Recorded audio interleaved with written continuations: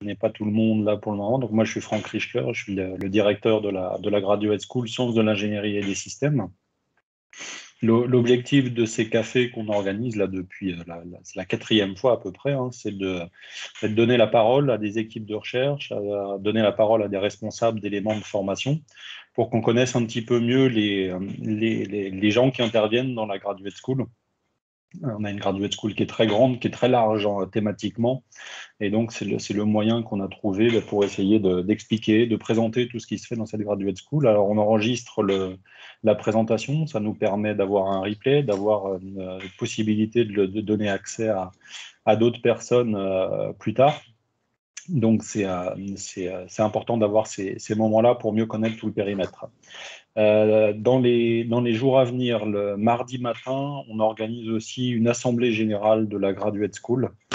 Donc on l'a fait en ligne, hein, on aurait bien aimé avoir beaucoup de monde, mais on l'a fait en ligne.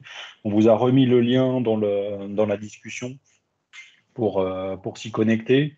Le but, c'est cette fois-ci l'équipe de direction qui va présenter un peu toutes les activités de 2021 en recherche, en formation, en doctorat, pour essayer de vous montrer un peu l'étendue et puis avoir vos retours, avoir quelques discussions sur le sujet.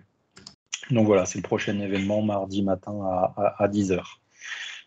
Pour aujourd'hui, donc le but, hein, toujours, c'est une présentation d'une équipe de recherche, une présentation d'un élément de formation, une dizaine de minutes, un quart d'heure de présentation, et puis après, on peut interagir. Et l'idée, c'est que de toute manière, tout le monde est libre à 13h45 pour retourner à sa vie trépidante que l'on a tous. Donc aujourd'hui, on a voulu donner un thème un peu plus santé. On essaye de trouver des thèmes à chaque fois, et donc de mettre en cohérence la présentation de l'équipe de recherche et de l'élément de formation pour qu'on voit la continuité qui existe la plupart du temps entre ces éléments-là, et puis que voilà, ça intéresse des personnes différentes au sein de la Graduate School. Donc on va commencer par l'élément de formation, hein. On va passer la parole à Vincent Lebon, et qui va nous présenter du coup peut-être qui il est un petit peu, où est-ce qu'il travaille, et puis ce qui se passe dans son master. À toi, Vincent. Bonjour Franck, bonjour à toutes et à tous. Merci Franck et Stéphanie pour cette invitation. Vous m'entendez bien? Oui, tout à fait. C'est bon. C'est bon, et les diapos, ça passe? Oui, aussi. Ok, très bien. Donc du coup, je me présente rapidement. Donc je suis Vincent Lebon, je suis prof de nucléaire à Paris-Saclay. Je dirige une unité de recherche également en imagerie médicale, l'unité Biomaps, mais je suis ici avec ma casquette donc de responsable du Master 2 d'imagerie biomédicale de Paris-Saclay. Et donc, je vais vous prendre quelques minutes pour vous présenter cette formation de M2 avant de donner la parole à Alexandre, qui lui dirige une équipe de recherche également en imagerie médicale dans un autre centre de recherche. Alors, sur l'imagerie médicale, quelques mots un peu historiques, un peu de contextualisation hein, de cette formation. Elle s'intègre dans la formation qu'on peut appeler la formation en physique médicale de Paris-Saclay. La physique médicale, c'est quoi? Alors, c'est une discipline qui est reconnue, qui est encadrée. Bon, à l'époque, il y avait les discussions avec le ministère sur les différentes mentions de master qui avaient été accréditées. Le ministère n'avait pas retenu l'intérêt d'une mention spécifique.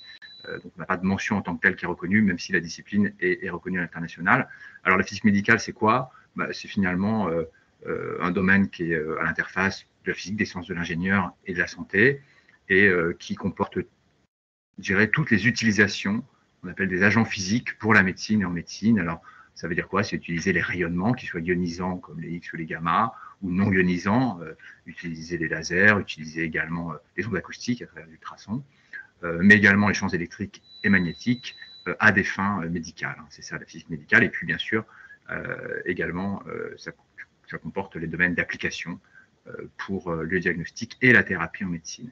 Donc, c'est un petit peu tout cet enseignement qui avait été formalisé il y a une vingtaine d'années. Hein, c'est Jacques Bitoun qui avait un petit peu structuré ça à l'échelle de Paris-Saclay à travers deux Master 2 qui existent toujours. Hein.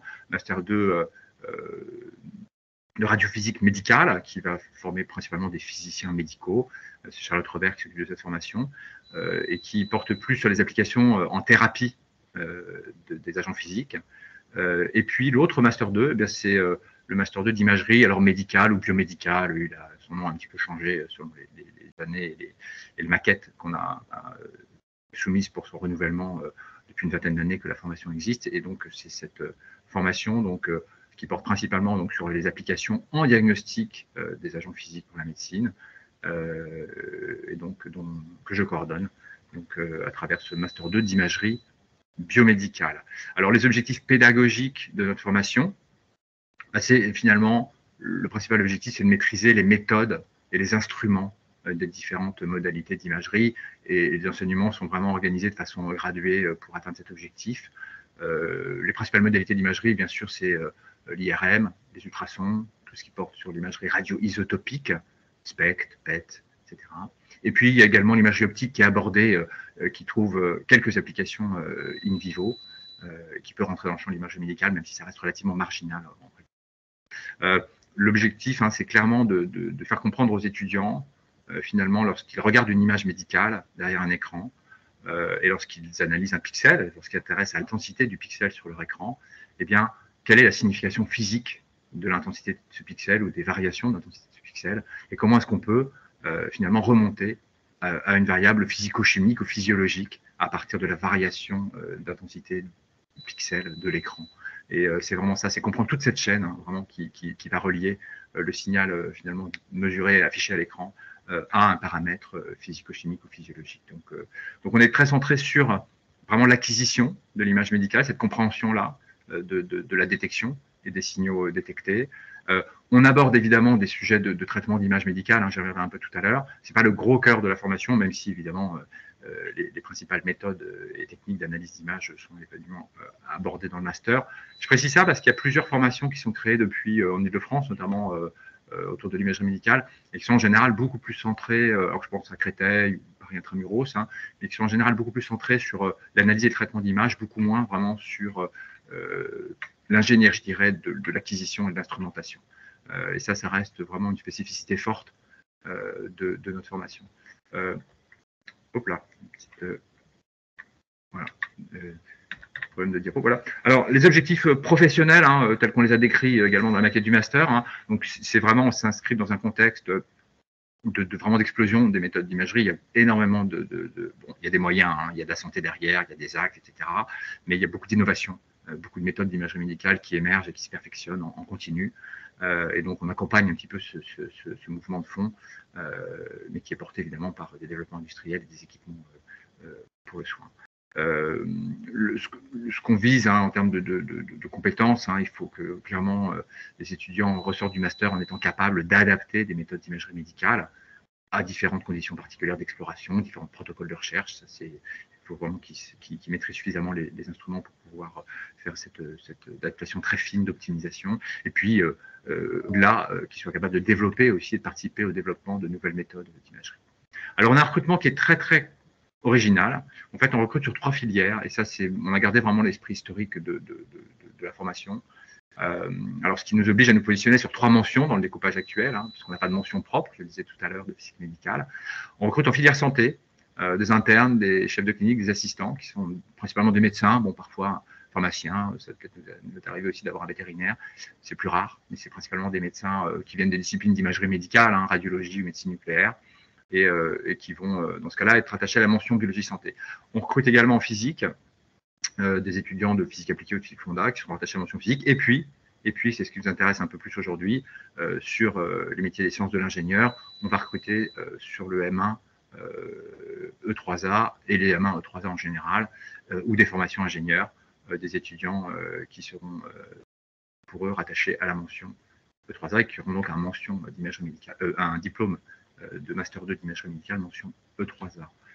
On n'est pas une grosse promo, c'est des petits effectifs, on est 15 à 20 par an maximum, et il ne faut pas en prendre davantage. J'essaie de limiter à 15 parce que voilà, ça reste un sujet assez pointu, parce qu'il y a évidemment des labos pour des terrains de stage, il y a des filières d'emploi qui suivent, mais qui ne sont pas non plus considérables. Et donc, le souci, c'est quand même de pouvoir caser ces étudiants et donc de ne pas saturer, je dirais, les possibilités d'accueil de terrains de stage comme de recrutement derrière. On a pas mal de candidatures. Alors, c'est vrai que la mise en ligne des candidatures a conduit à une espèce d'explosion. On a à peu près, j'ai eu 240 candidatures l'année dernière pour cette formation. En termes d'effectifs, les étudiants de la mention E3A ne sont pas majoritaires, c'est très variable. Il y a eu des années où il n'y en avait quasiment pas. J'en avais un peu discuté avec Arnaud, on s'était interrogé même sur le fait de maintenir la mention. Et puis en fait, là, ces dernières années, il y en a eu beaucoup plus. Donc c'est un peu variable. On en a peut-être le tiers à peu près sur les derniers effectifs qui étaient rattachés à la mention E3A. Quelques mots sur le contenu pédagogique, mais je vais passer rapidement, je ne vais pas faire la liste des cours, ce serait assommant. Il y a une lieu d'initiation qu'on propose pour les étudiants de la filière E3A. Alors, mise à niveau en médecine, on va pas en une semaine réapprendre la médecine, mais c'est partager avec eux quelques éléments de vocabulaire pour qu'ils comprennent, pour qu'ils puissent s'entendre avec les collègues issus des filières santé et notamment bien positionner les techniques d'imagerie pour explorer le vivant. Ensuite, on a 2 UE fondamentales où on va vraiment détailler les bases physiques, les bases méthodologiques de l'imagerie médicale, les aspects de quantification en imagerie médicale, dans les principales modalités que j'ai évoquées tout à l'heure, IRM, ultrasons et imagerie radioisotopique, c'est le gros de ces UE. Des UE plus applicatives, où on va former les étudiants sur des sujets d'agents diagnostiques, les agents de contraste, les radiopharmaceutiques qu'on utilise pour augmenter l'imagerie ou mieux voir à l'intérieur du corps humain, une UE sur l'imagerie multimodale et des techniques avancées, et puis des UE qui sont plus disciplinaires, l'imagerie pour la neurologie, l'imagerie pour la cancérologie. Et puis des UE transversales qui sont pédagogiques des innovations plus récentes, où on va former les étudiants à la recherche scientifique, méthodologie de la recherche scientifique, c'est très transversal, ça les forme sur des sujets de recherche bibliographique, sur des sujets de communication scientifique, sur des sujets rédactionnels, et puis une intro à l'IA, parce qu'évidemment l'IA est devenue incontournable en imagerie médicale, et là encore, du coup, on renforce un peu le côté analyse et traitement d'image par ces sujets-là. Et puis bien sûr le stage de M2, qui s'effectue dans des labos académiques partenaires, comme le labo dans lequel travaille Alexandre, qui fait la présentation après, et son équipe métrique, qui sont rattachés à Neurospin, et voilà, qui prennent régulièrement des étudiants de la formation en stage de M2. Quelques industriels, on a notamment G qui nous envoie régulièrement son catalogue de stage, puisqu'ils sont leur centre de recherche. Et je termine avec cette dernière diapo, il me reste encore 20 secondes, sur les débouchés du Master 2 qui sont un petit peu en lien avec les terrains de stage. Alors les débouchés dépendent bien sûr des filières, quand on est sur les filières santé, c'est des débouchés hospitalo-universitaires, mais pour les filières physique et ingénierie, sciences de l'ingénieur, notamment les étudiants de 3A qui s'inscrivent, il y a 2 grands débouchés. Il y a ceux qui veulent poursuivre de la recherche académique en imagerie médicale, et donc là, les débouchés, c'est les labos, et notamment les labos partenaires que j'ai évoqués ici au niveau francilien, et leurs équivalents en région. Il y a quand même une recherche assez riche en France dans ce domaine-là, avec beaucoup d'UMR et de plateformes de recherche. Et puis, bien sûr, les industriels de l'imagerie, GE, qui est évidemment General Electric, qui est très présent avec son siège européen et un centre de recherche, gros centre de recherche basé à Buc, mais également Philips ou Siemens, qui peut être côté de nos étudiants. Il y a un réseau également de PME, de ETI, alors beaucoup plus sur du léger, sur de l'ultrason ou de l'optique, mais qui a recruté également nos étudiants. Et puis, bien sûr, le traitement d'image de façon plus large, qui est un domaine également très dynamique, où là, il y a beaucoup également de sociétés de petite taille qui se sont créées et qui peuvent servir de débouchés. Voilà, j'en ai terminé avec ma présentation. Je ne sais pas si vous avez des questions tout de suite ou après la présentation d'Alexandre. Merci en tout cas de votre attention. Non, mais on peut. Merci Vincent. On peut prendre des questions maintenant. On peut commencer à donner 5 minutes là. Moi j'en ai déjà là sur le recrutement. Là, tu as évoqué 250 candidatures. Ça veut dire que c'est des thématiques aussi qui sont visibles. J'imagine que ça vient de l'international. Et du coup, tu as des candidatures visibles avec des bons recrutements sur ces filières-là aussi. Alors, c'est pas évident. Là, je vais être honnête avec toi. Il y a beaucoup effectivement de candidatures internationales. Ça, c'est clair. Ça s'est considérablement développé. Moi, j'ai connu le master à l'époque où, quelques années après sa création, où les étudiants et les étudiantes venaient déposer leurs petites fiches imprimées, agrafées avec leur photo d'identité dans un secrétariat qui était basé à Bicêtre, et puis on regardait tout ça. Bon, là, c'est plus tout à fait les mêmes filières maintenant. C'est vraiment on est dans la mondialisation de recrutement.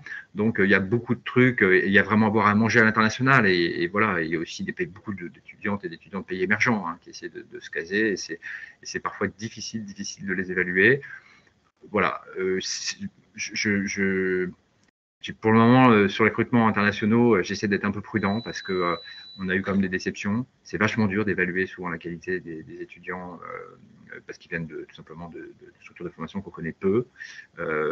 c'est pas là qu'on trouve pour le moment les étudiants qui réussissent le mieux au master. Donc je sois quand même modeste, le nombre de candidatures est élevé, mais la qualité n'est pas excellente, clairement.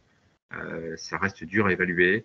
Et on a eu effectivement, on avait historiquement, au début du master, pas mal d'ingénieurs qui s'inscrivaient, mais je dirais maintenant que le master n'est plus requis pour s'inscrire en doctorat, on en a beaucoup moins. Ça fait quelques années qu'effectivement, le nombre d'étudiants ingénieurs a chuté, parce que voilà, ceux qui veulent faire des thèses, ils s'inscrivent directement en sortant d'école et ils ne s'embarrassent pas de faire un M2 en plus.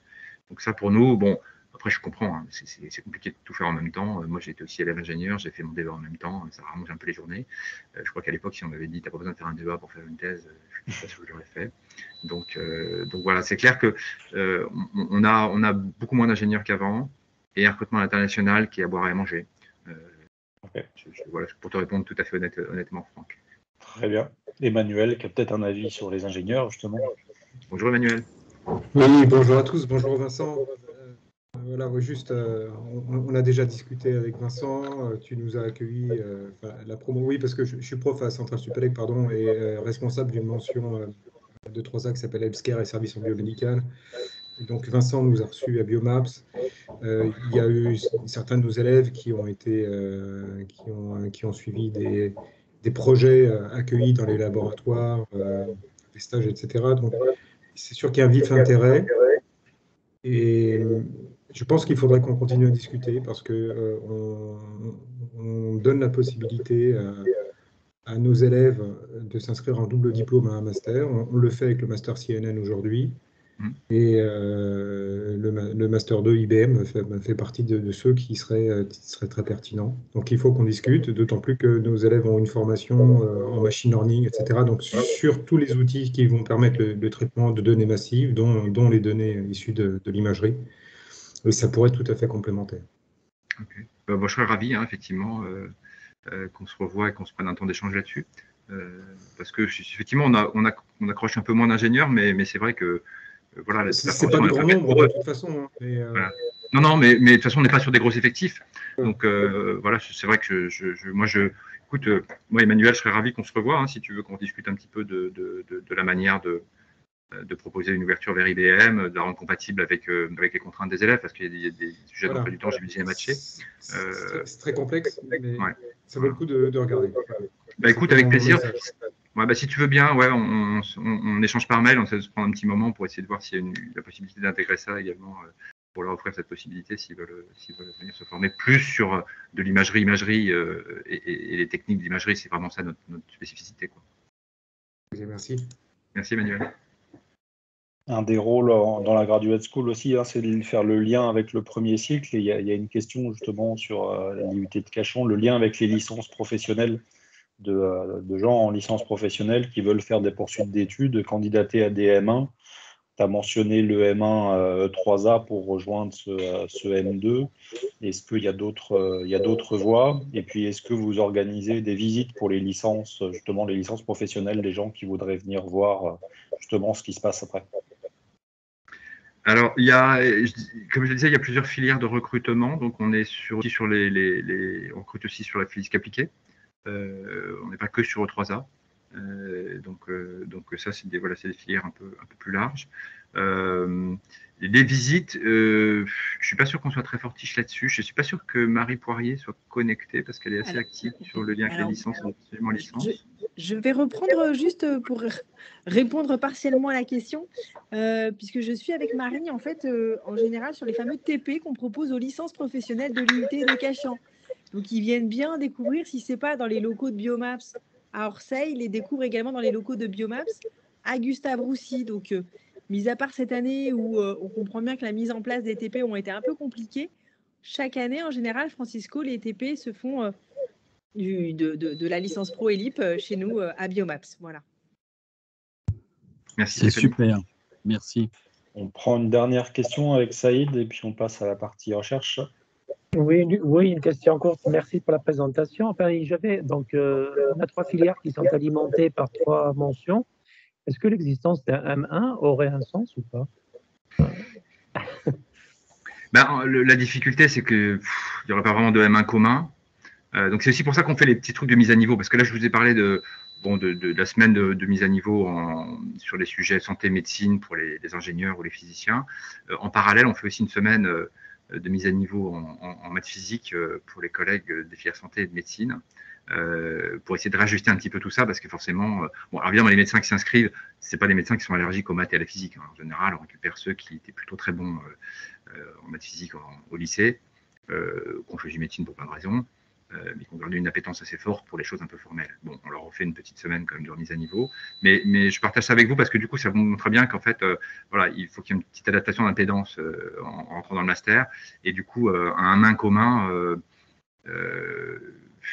je pense, ferait pas complètement sens si on restait sur cette formation qui est vraiment très interdisciplinaire et qui marche bien d'ailleurs, hein. Ça aussi, c'est un truc que j'ai pas partagé, mais en général, les podiums sont partagés, quoi. C'est pas rare d'avoir parmi les étudiants, dans le trio de tête des étudiants, un ingénieur, un physicien, un médecin. Ça tourne chaque année. Des fois, il y a 2 toubibs et un ingénieur. Des fois, c'est un ingénieur, un physicien, un toubib. Mais voilà, il y a vraiment pas de hiérarchie, quoi. Et ça, c'est plutôt pas mal. Ça montre qu'on arrive bien à justement ajuster l'impédance en notre formation. Et il y a aussi une émulation entre les étudiants et une vraie découverte, quoi, avec des collègues qui viennent pas du tout de même référentiel, qui ont des référentiels très très différents, des rapports à la recherche, hein, qui sont très différents, hein, et la sauce prend bien. Donc voilà, donc je partage ça avec vous. Je pense pas qu'en fait dans cet esprit-là, un commun aurait du sens. Très bien, merci. Merci Vincent. On passe la parole à Alexandre pour présenter l'équipe de recherche. Alors.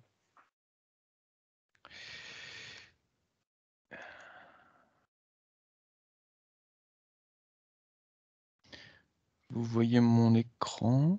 Très bien, ouais, ça correctement. marche. Bon, alors bonjour à tous. Tout d'abord, merci de m'avoir invité pour présenter donc Metric, qui est le laboratoire de recherche en méthodologie d'acquisition pour l'IRM humain à ultra haut champ. Donc, moi, je me présente. Tout d'abord, donc je suis directeur de recherche au CEA à Neurospin, et justement, je vais commencer brièvement par une petite présentation de Neurospin dans les grandes lignes, hein. L'idée de ce département du CEA est en fait de sonder le cerveau à une échelle jamais atteinte grâce à des outils hors normes, hors du commun. Et donc, pour ce qui nous concerne, nous utilisons à Metric des appareils donc pour l'humain, des IRM, et donc nous avons un catalogue de machines assez étoffé qui va du 3 Tesla, qui est un peu la machine premium des hôpitaux, à un 7 Tesla qui était le premier en France, il y en a 3 actuellement, et jusqu'à tout récemment, vous en avez peut-être entendu parler, l'IRM Isult à 11,7 Tesla qui est le seul au monde, j'y reviendrai tout à l'heure. Donc notre rôle dans cette recherche de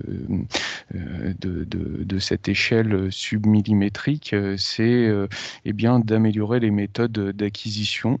Et donc pour ce faire, à Metric, on a 3 groupes, une équipe d'instrumentation, une équipe d'acquisition méthodologique, et puis on a aussi une équipe plus technique sur la gestion du fameux aimant Isult.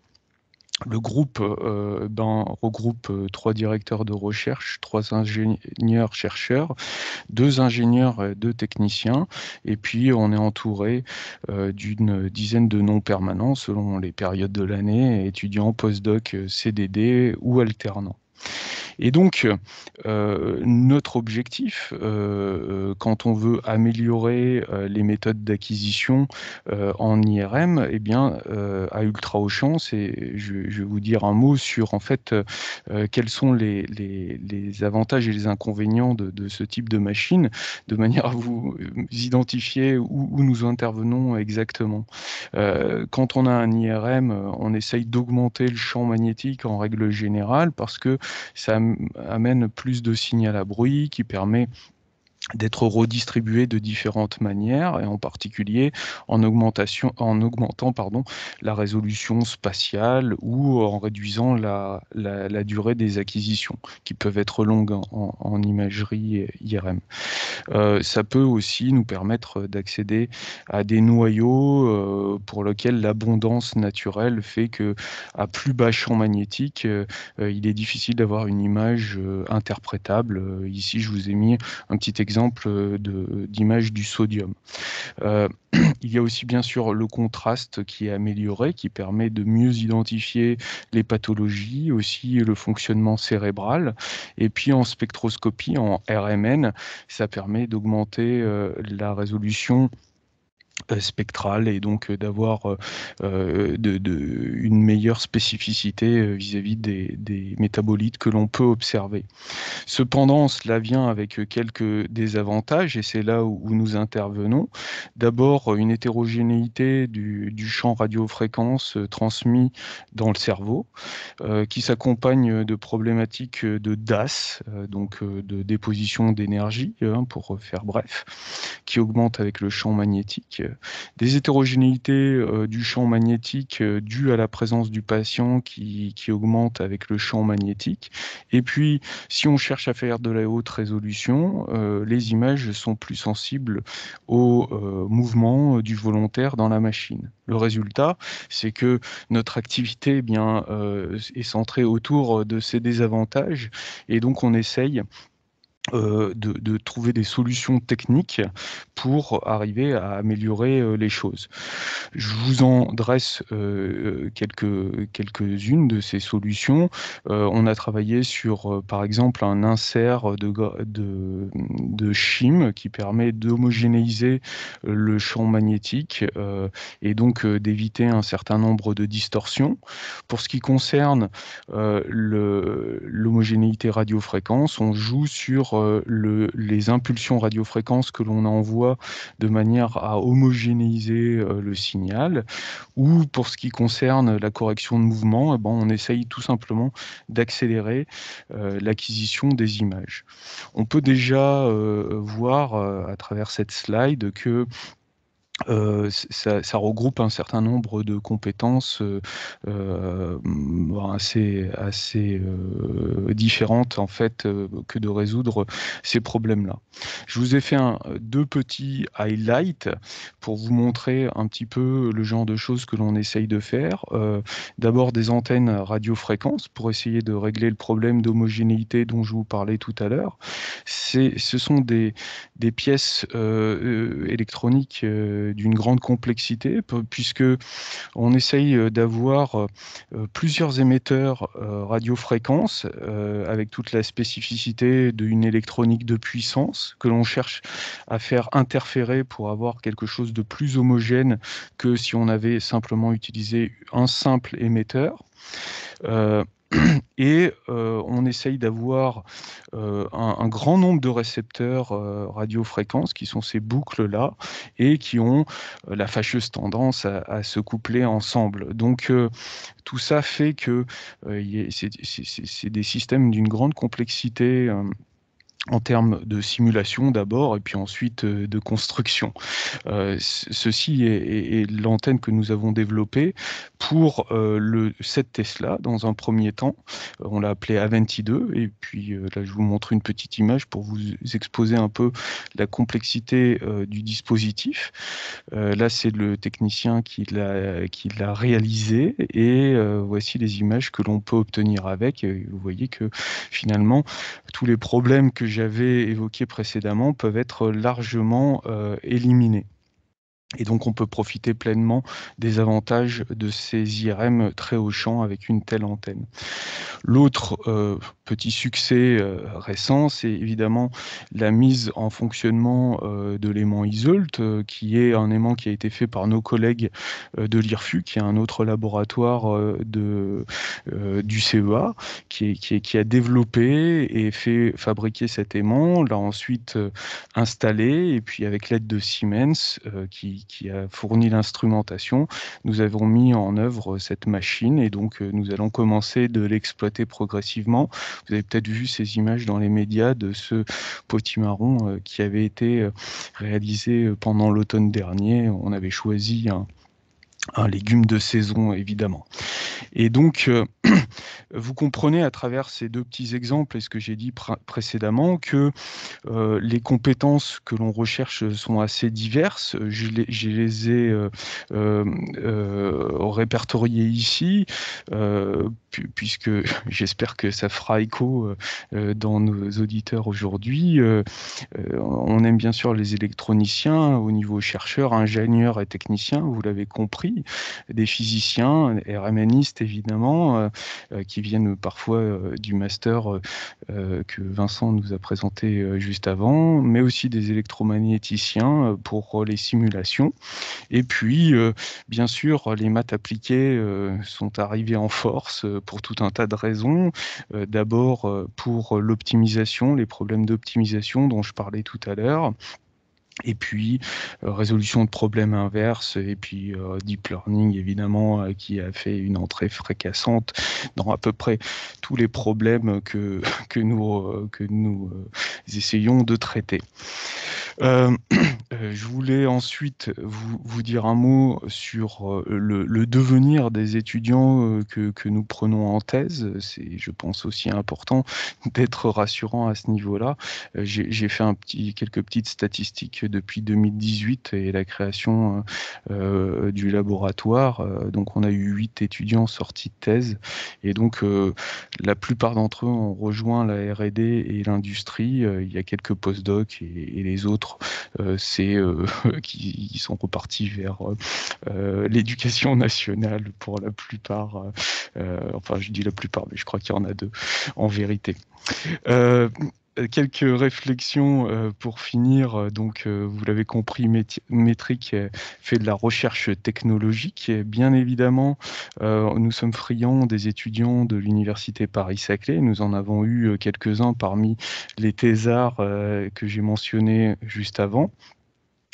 On cherche vraiment à avoir un lien solide, mais qui reste néanmoins encore à construire, selon moi. En tout cas, on pourrait faire mieux, ça c'est certain. J'espère que aujourd'hui, y participera. Et puis, quelques réflexions pour plus d'efficacité, sans doute, dans le futur. Comme ça a été proposé tout à l'heure par Emmanuel, peut-être une présentation de nos activités plus détaillée aux étudiants, des enseignements encore plus adaptés, plus pointus, peut-être une filière RMN au sens large, je ne sais pas. En tout cas, voilà, c'est des pistes évidemment de discussion qu'on serait ravis d'avoir avec vous. Voilà, je vous remercie pour votre attention. Je termine avec cette slide sur mes collègues et collaborateurs. Merci beaucoup. Bon, moi, je partage les perspectives. Hein. C'est l'objectif là qu'on se donne aussi au niveau Graduate School, que de faire bouger les étudiants, de les amener. Il y a de nombreux sites, il y a de nombreuses plateformes, il y a de nombreuses compétences attendues. Donc, on veut tout à fait aller dans ce sens-là, de toute manière. Donc on va s'y employer dans tous les cas, c'est clair. Moi, je commence toujours la première question. Hein, sur l'antenne là, qui a été montrée, par exemple, ça veut dire que vous avez, en termes de compétences et de capacités, des possibilités de prototyper aussi localement. Jusqu'où vous vous positionnez finalement entre le prototype et puis le produit abouti? Qu'est-ce que vous avez comme ressources locales pour le faire? Et quels objectifs vous vous donnez pour aller jusqu'à un produit abouti? Alors, on a vraiment toute la chaîne, alors en partie grâce à l'IRFU, puisque le collègue qui est en charge de ça, Michel Luong, est à la fois un collaborateur de l'IRFU qui en fait l'aimant aussi. Hein. Donc, c'est un électromagnéticien, c'est lui qui a fait les simulations et qui a designé en fait l'objet. Hein. Il y a quand quand même de mémoire 5 brevets autour de cet objet. C'est vraiment un truc assez magnifique. Et puis, donc, on a un laboratoire d'électronique très bien équipé. Et donc, vous l'avez compris, des ingénieurs et un technicien qui fait vraiment un travail assez extraordinaire. Donc on peut vraiment aller du design jusqu'à la conception et la fabrication. On n'a jamais été jusqu'à l'étape peut-être suivante à laquelle vous pensiez d'essayer d'en faire un produit commercial. Et sur les applications, vous êtes vraiment dédié à chaque fois sur les applications médicales. Alors, je ne sais pas forcément à quoi sont, puisque les URM sont utilisés pour les courges aussi, apparemment. En termes d'application, il y a aussi des champs plus larges derrière ou pas? Oui, donc une fois qu'on a mis en œuvre ces solutions techniques, on a 2 champs d'application principales. La première, évidemment, c'est la recherche clinique, c'est-à-dire autour de la pathologie, et puis aussi autour de la neuroscience, donc comprendre le cerveau en fonctionnement normal. Donc il y a un laboratoire qui est dédié à ça. Il y a un laboratoire qui est dédié à chacune des 2 applications, recherche clinique et cognitive à Neurospin. Et donc, on interagit avec eux. Et donc, on essaye de placer, si je puis dire, nos solutions techniques pour démontrer qu'il y a un gain significatif à la fois grâce au champ et grâce à la qualité des solutions qu'on peut produire. Ouais. C'est ça vraiment l'idée. Et vous avez, si quelqu'un veut reposer des questions, sentez-vous libre. Moi, je peux discuter longtemps, donc n'hésitez pas à prendre la parole, à lever la main ou quoi que ce soit. Et vous avez des personnes de l'équipe qui interviennent aussi en enseignement dans différents masters ou dans des écoles, ou est-ce que vous avez justement des missions aussi un peu dans l'enseignement en amont? Alors personnellement, je participe au master qui a été présenté par Vincent, très humblement. Mais sinon, à ma connaissance, je suis le seul. Voilà. Donc évidemment, c'est certainement quelque chose qui pourrait intéresser mes collègues si l'opportunité existait, parce que évidemment, à la fois, on a un devoir certainement de transmettre des messages et des compétences, mais aussi c'est clair que pour nous, on le voit comme une opportunité pour faire valoir nos sujets. Bah oui, c'est un bon moyen de diffuser aussi, quoi. Est-ce que quelqu'un d'autre a des questions avant que je continue parce que... Non, c'est bon. N'hésitez pas, je vois qu'il y a des gens de spécialités assez différentes aussi, un peu plus éloignées. Si c'est une question, Franck, si tu permets. Vas-y. Ouais. Non, c'est une impression du tout, mais non, je voulais savoir, tu avais évoqué Siemens, quels sont vos rapports avec les industriels? Alors oui, c'est très bien d'avoir commencé par Siemens parce que c'est notre collaborateur privilégié. J'ai un collaborateur Siemens dans la salle dans laquelle je me tiens actuellement. Donc on a une relation très étroite. Tous les appareils que l'on a, vous l'avez compris, ils ont été fournis partiellement ou totalement par eux. On a un contrat de collaboration très étroit et on a vraiment une interaction très forte à travers des thésards CIFRE. On en a un actuellement et aussi parce que, comme je l'ai dit là dans mon petit camembert tout à l'heure, dans les 62% d'étudiants, je crois qu'il y en a les 3/4 qui sont partis chez Siemens. Très bien, merci. Donc oui, c'est assez monolithique. On travaille aussi un petit peu avec des startups, mais c'est vraiment l'essentiel de nos échanges industriels actuellement. Et si je peux me permettre, et avec General Electric, en l'occurrence BUC, des partenaires également.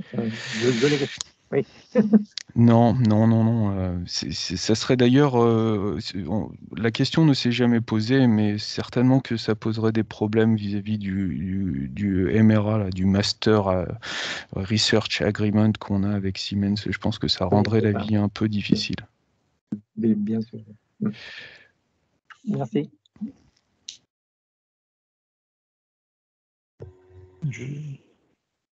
Mohamed, tu voulais en poser? Non, c'est.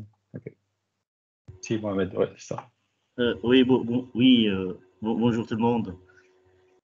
Vous m'entendez là? Très bien. Oui, j'ai juste une petite Oui, question. vas-y. Vous avez parlé dans votre présentation de mathématiques appliquées et puis les problèmes inverses. Oui. Donc, ma question en fait est, est-ce que vous êtes confronté à des problèmes vous travaillez, vous êtes confronté à des problèmes de modélisation, d'estimation et les outils que vous utilisez éventuellement? Oui, on a des soucis. Alors modélisation, on n'en fait pas plus que ça, puisque modélisation c'est fait on utilise, quand je parlais de modélisation électromagnétique tout à l'heure, il y a des outils du commerce en fait. On utilise CST, HFSS. Mais pour ce qui est de l'optimisation, il y a deux grands dossiers d'optimisation que j'ai mentionnés tout à l'heure brièvement. C'est l'optimisation radiofréquence. J'ai dit qu'on faisait interférer différentes sources radiofréquences pour arriver à obtenir quelque chose d'homogène en termes de distribution de champs. Donc ça, c'est un problème assez complexe pour lequel on travaille. Donc, alors, en termes d'outils, c'est avec MATLAB. Et sur d'autres aspects, j'ai parlé d'accélération d'image, où on essaye non pas de remplir l'image avec des lignes continues, mais avec un remplissage assez astucieux. Je ne vais pas rentrer dans les détails. Et là aussi, il y a besoin d'optimiser la manière dont les échantillons sont distribués pour en prendre le moins possible. Donc là aussi, on est sur des problèmes d'optimisation. Là, c'est avec mon collègue Philippe Siusiu qui est à l'INRIA qu'on fait ça. Et là, on utilise plutôt le Python. C'est leur grande spécialité. Parfait, merci. Bon, merci beaucoup. On arrive à la fin. On essaye de rester toujours dans les clous du 13h45. Merci beaucoup à vous deux, Vincent, Alexandre. C'est toujours enrichissant de voir la diversité de ce qui se fait. Merci à vous et puis au prochain, d'ici un mois à peu près. Merci beaucoup et bonne journée. Merci pour l'opportunité. Merci à vous toutes et tous. Au revoir, merci. Merci, au revoir.